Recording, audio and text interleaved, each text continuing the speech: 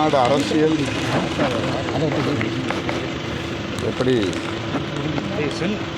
கடந்த 50-60 ஆண்டுகளாக இயங்கி வருகிறது, எவ்வாறு அது கட்டமைக்கப்பட்டது என்பது குறித்த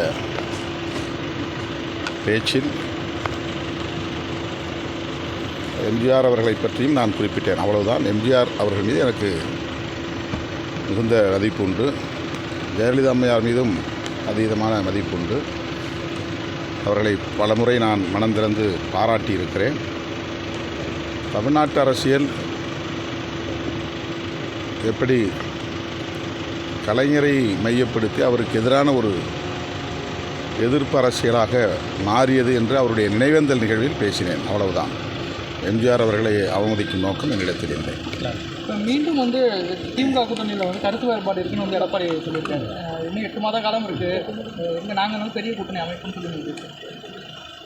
அது அவருடைய ஆசை, அவருடைய முயற்சி. 8 மாத காலத்தில் அவர் அதை சாதிக்க வேண்டும் என்று விரும்புகிறார். அது அவருடைய தனிப்பட்ட விருப்பம். இப்போ கருத்து வேறுபாடு திமுக கூட்டணிகளுக்கு மீண்டும் அது எனக்கு அந்த மாதிரி எதுவும் தெரியல. திமுக கூட்டணியில் எந்த கட்சிகளுக்கு இடையிலே கருத்து வேறுபாடு இருக்கிறது என்று எனக்கு தெரியவில்லை. கருத்து வேறுபாடுகள் இருக்கும், ஆனால் அது ஒரு உறவை அல்லது கூட்டணி உறவை சிதைப்பதாக இருக்குமா என்று எனக்கு தெரியவில்லை. எந்த பொருளில் அவர் சொல்லுகிறார் என்று அவரிடம்தான் விளக்கம் கேட்க வேண்டும்.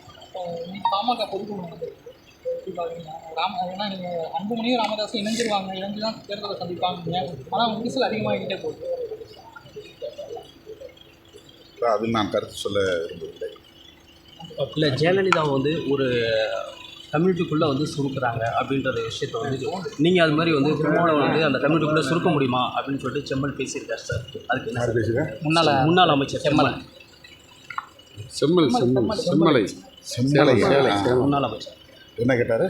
அதாவது ஜெயலலிதா ஒரு சாதிக்குள் இல்லை, எம்ஜிஆரை ஒரு ஜாதிக்குள்ளே சுருக்கிறீங்க, அதே மாதிரி உங்களை சுருக்கினா நீங்கள் ஏற்றுக்குவீங்களா அப்படிங்கிற மாதிரி. நான் அப்படி சுருக்கலை, அது தவறாக புரிந்து கொள்ளப்படுகிறது. எம்ஜிஆர் தலைமையில் அதிமுக இயங்கியதும் ஜெயலலிதா அம்மையார் தலைமையில் அதிமுக இயங்கியதும் கருணாநிதி எதிர்ப்பை முதன்மையாக கொண்டிருந்தது என்று விளக்கும் ஒரு உரையாக என்னுடைய உரை அமைந்திருந்தது.